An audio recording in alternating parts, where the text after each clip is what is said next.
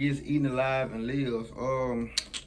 I watched the first minute of the video when he was like, the first 5 minutes he gonna give away some shit. So yeah, I'm finna go and see the video already long before, so y'all know I'm finna start that bitch early. No cap. But yeah, give you a thumbs up if y'all haven't already. You know what I'm saying? We're going to 5K. Fuck me.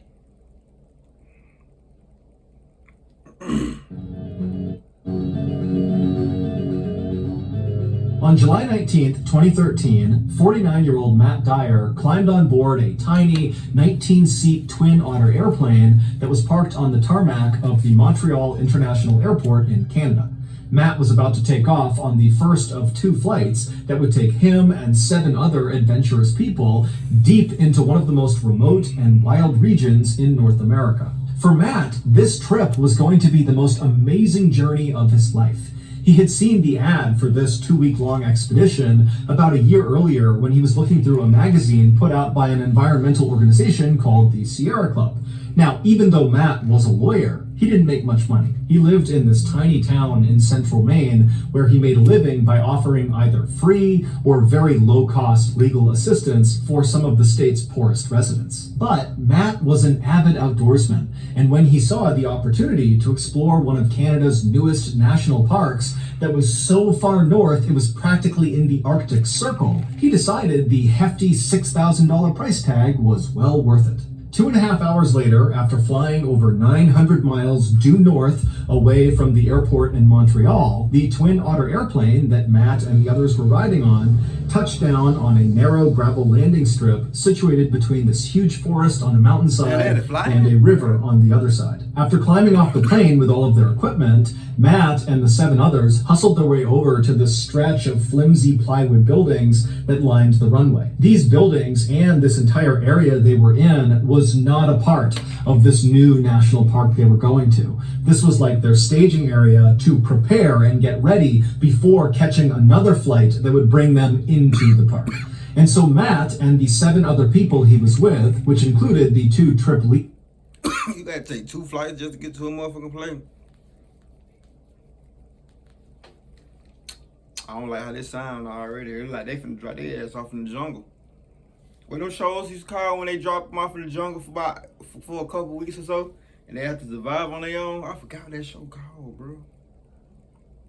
From the Sierra Club, they would stay at this temporary base camp for the next couple of days, going over hiking routes and talking about emergency procedures. Bitch, if I gotta do all that, I don't want to go. And then after those 2 days were up, the group felt like they were ready. And so the group packed up all their things and they boarded the tiny float plane out on the water that would take them to their final destination, this new Canadian national park, better known as the Torngat Mountains. 45 minutes later, the pilot of the float plane began to descend through the clouds to make their landing on a little water inlet. And as the pilot did that, Matt and the 7 others were able to look out the window and actually see the Torngat Mountains for the first time. Now, all of them had seen dozens. Shit, I ain't gonna lie. I sleep one, you know what I'm saying, go hitchhiking. But some states and shit like that, they don't require, like, you know what I'm saying, you have firearms and shit, and I can't do it. Georgia would never. And dozens of pictures of this area, but seeing it for the first time in person was still shocking. The area looks like an alien planet. The wilderness in and around the Torngats is not the same kind of wilderness we think of when we think about going hiking in the forest or going camping or something. No, the wilderness in the Torngats is primordial. It's like you're looking out at a place from the very beginning of time, like dinosaurs should be walking around this area. As far as Matt could see, in any direction were these huge, jagged mountains that had been carved out of the earth by glaciers hundreds of thousands of years ago. And those same glaciers had created hundreds of waterways between the mountains called fjords that almost looked like blue-veined fingers. And even from high up in the plane, Matt could look down and the water of these fjords were so clear that he could see these speckled backs of brown trout swimming beneath the surface. But while this landscape was undoubtedly spectacularly beautiful and pristine and totally incredible, it was equal parts unwelcoming to people. There are no roads in the Torngots, there's no campsites, there's no facilities, there's no internet, there's no cell phone, and the weather is unbelievably harsh. It's freezing cold and wet most of the time, and then even when it's a little bit warm and a little bit nice there, the weather can change in an instant and become freezing cold and wet all over again. And so, as such, the handful of visitors that go into this area every year are expected to be 100% self-reliant, because this really is one of the most dangerous wild regions in.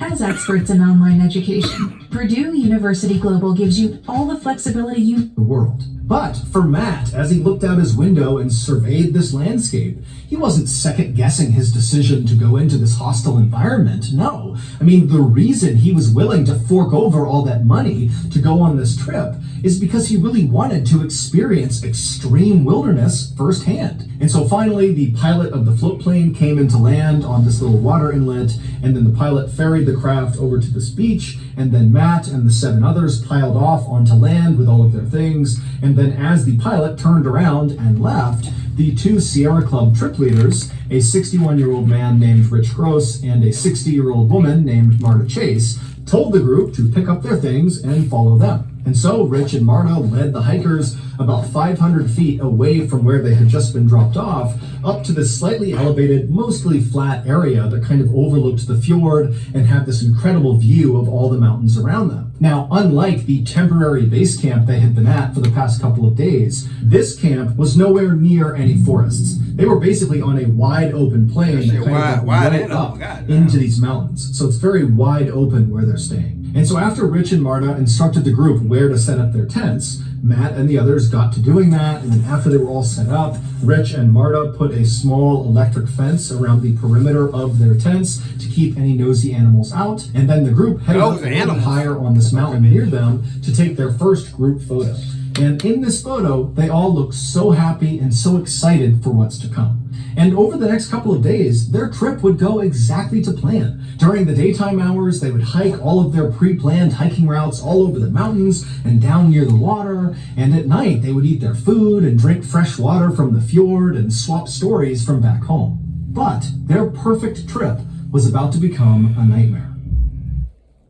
Anytime Mr. Baller say but, it's finna be some bullshit. Let you know. Y'all know shit. I've been married to my wife, Amanda, for nearly 12 years, and I just love her so much. She's so thoughtful, so kind, an amazing mother, and so this Christmas, I wanted to get her something extra special to show her how much I care. NordVPN, which of course, if you're tired of your Christmas shopping, nordvpn.com/MrBallen, or 2 days after the group.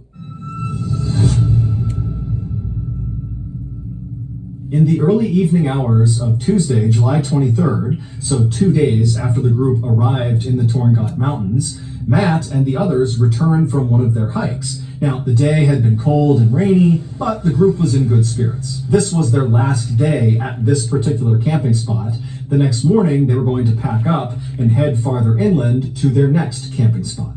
After Matt and the others had put their gear back inside of their tents, they came back out to see that Rich and Marta, the 2 trip leads, had organized a special feast for the group to celebrate the successful beginning of their trip. And so the group all sat around eating salami and crackers and drinking rum mixed with lemonade as they talked excitedly about the next couple of days and what they could expect. At some point during the festivities, Matt was tired, and so he broke away from the group. He climbed back inside of his tent, got inside of his sleeping bag, and before long, he was fast asleep.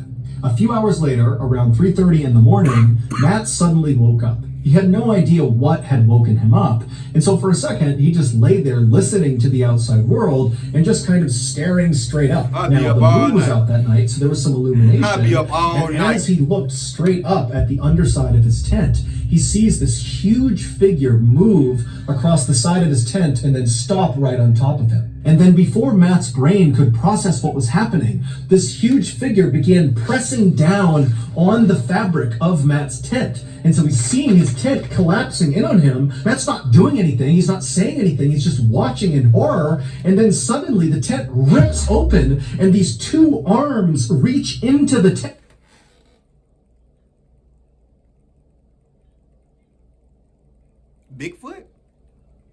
I know damn well they ain't no bear. Bear smart, but they ain't that damn smart. The reach in your motherfucker.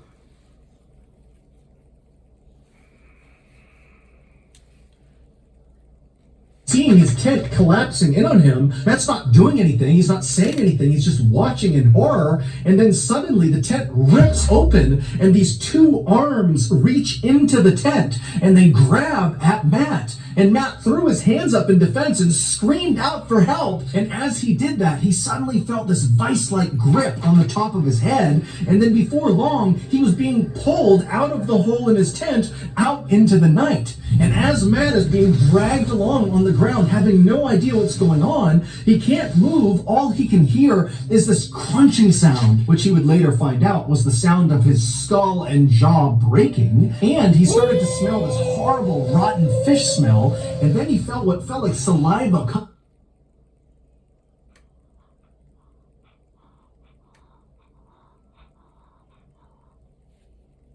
Nigga, what? this crunching sound, which he would later find out was the sound of his skull and jaw breaking. And he started to smell this horrible, rotten fish smell. And then he felt what felt like saliva coming over his face. And then Matt began kind of trying to look around because he couldn't really move his head. And he noticed all he could see was white fur. And it was then that Matt realized he was in the jaws of one of the world's most powerful and deadliest predators. Standing 10 feet tall on its hind legs and weighing as much as 1,700 pounds, the North American polar bear sits right on top of the Arctic food chain.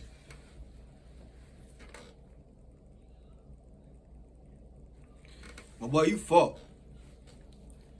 That's worse than I'd rather get caught by a motherfucking grizzly bear than caught by a polar bear. A grizzly bear, at least they can get scared off easily. They're just like, for those who don't know your social, you know what I'm saying, didn't go to school. Polar bears on top of the food chain. They're just like an anaconda on a snake chain. It's just like, I forgot what the gator called, but the last gator, it was a video we react to, another Mr. Baller video we react to. Damn, that stray and shit. Them gators, on that story, them gators too, like, a polar bear sit up there, so that means they don't show no mercy. You go out there fucking with them, or they see you, they ain't showing no mercy. At all. At all. And now this apex predator was dragging Matt by the skull down to the beach where Matt knew he would be eaten, even if Matt was still alive when the eating began. When the bear first ripped open Matt's tent and bit down on the top of his skull, Matt let out that scream, and it actually woke up the entire camp. And one of the first people to emerge from their tents to see what was going on was one of the trip leaders, Marta. And so she jumps out of her tent, and just 3 feet away from her, she sees this huge polar bear on its hind legs diving into the tent to get after Matt. And so Marta instinctively yells out to Rich to get his flare gun, and she dove back into her tent to retrieve her own flare gun. But by the time she and Rich had both emerged, gun in hand, this polar bear had already dragged Matt 200 feet away from the camp. And by this point, the other hikers in the group had also emerged from their tents, and after realizing what was going on, they just stood there, absolutely paralyzed with shock, staring at this bear dragging one of their companions down to the beach to be killed. Then, after Rich fired his flare gun generally in the direction of the bear, it kind of snapped the group out of their paralysis, and then moments later, they were all screaming and banging pots and pans to try to terrify the bear into releasing Matt from its jaws. Matt couldn't hear the sounds of his companions calling out to try to save him, nor did Matt feel any pain. He was in shock. The only thing going through Matt's head as he was being dragged along the ground to the beach was, I'm going to die. I'm either going to die on the way to the beach, or when I get there, then when the bear starts eating me, I'm going to die. And when he thought about this, it was with a kind of eerie, calm detachment. Like he wasn't sad or mad. It was just kind of a fact. This was going to happen. But how the fuck can you be sad or mad? When that bag out there goddamn got you on that motherfucking mind, you can't do nothing. But think about motherfuckers, I'm gonna die. Shit.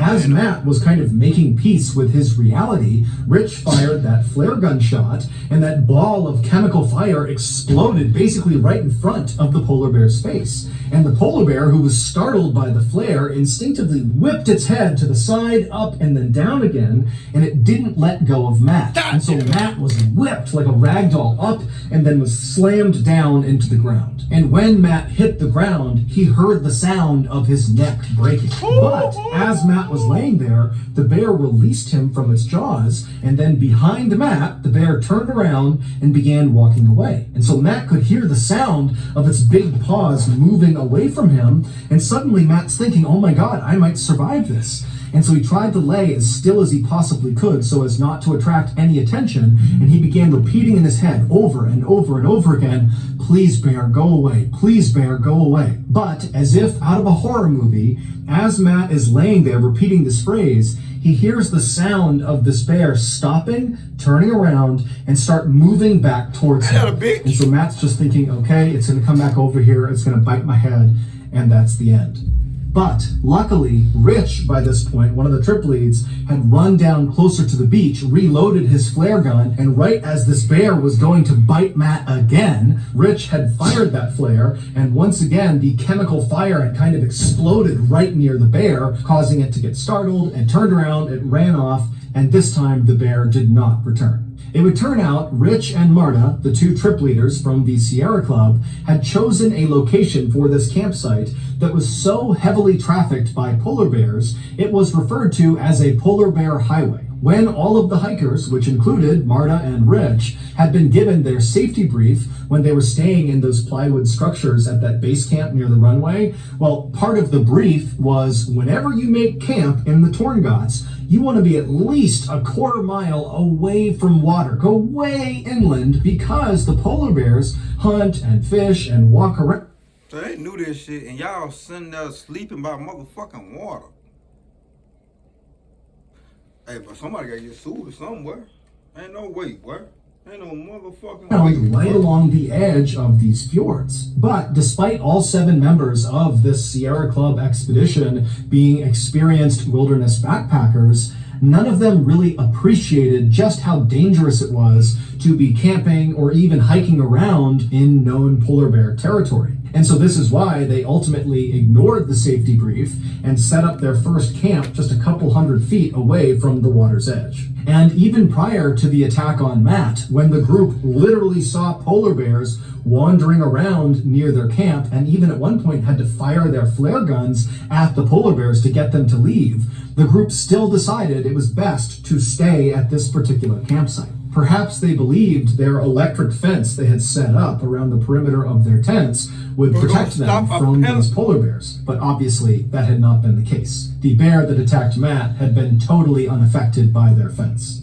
Matt would survive this attack, but really only because one of the members of the expedition happened to be a medical doctor, and so they were able to stabilize Matt until help arrived. Matt's injuries were extensive. They included a broken skull, a broken jaw. He had slash marks and puncture wounds all over his head and his neck, and all of those wounds got horribly infected. And also his voice was permanently changed as well because the bear also slashed his vocal cords. Following the attack on Matt, Parks Canada, which is the agency that oversees all of Canada's national parks, including Torngots, has mandated that any organization going into Torngots National Park has to have a polar bear protection plan in place. As for Matt, he does not make a big deal about his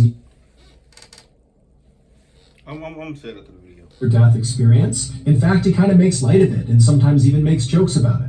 As for the polar bear that attacked him, Matt holds no ill will. If anything, the attack has made him more interested and— Shit, I would've got packed, boy. I would've got packed, boy. Any polar bear I see, nigga. Give me by a couple months, nigga. I would've been about like 50 cents, nigga. Shooting every polar bear that ears, nigga. Nigga, me personally, I wouldn't take that. I wouldn't talk that. Appreciative of the apex predator. In August of 2014, so 11 months after Matt's brush with death, he returned to the Torngots and even visited the actual site of the attack, perhaps to get closure. Except this time, he was in the company of an armed polar bear expert. Oh, now you want to be in. So that's going to do it. If you got something out of today's Matt episode, survived, though. Good that he survived, though. 'Cause he could have really been eating like a motherfucker by that damn pole. That if he ain't had them people there, I thought he was gonna go by himself. But shit, he went with people. That's even better, man. Shit, what I was gonna say? Oh, why the fuck would y'all want to go somewhere where you gotta put insurance? Insurance. All right, man. Look, I'm glad I wasn't born like that to be goddamn exploring the wilderness and shit like that. I'm glad I wasn't born like that. God damn, boy.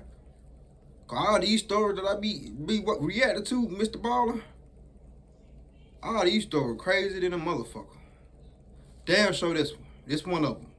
The other one with the Australian motherfucker, that's crazy too. And the other one, it was another shit about another gator. I think, was it a gator? I think it was gators. I think it was gators. It was gators. That's y'all be safe out there, man. Thank God Matt made it, man. And Matt, don't take your ass back out there. Beside that other picture, don't take your ass back out there, man. That means give you a thumbs up, like, subscribe, see how motherfuckers on that video. Let's ride, nigga.